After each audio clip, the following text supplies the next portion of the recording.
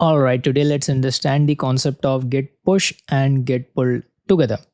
So in the front end, the git push is equivalent to the commit, right? We don't have the different push thing to demonstrate here using the web editor, right? So now let's demonstrate the concept of git pull, what it does. So let's go back to hello world repository. So this is basically our repository, right? So here, if you look, we have the code thing. We'll be using code spaces and GitHub desktop in this tutorial later on.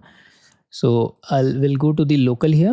And if you see the download zip, so this is what is all about the git pull.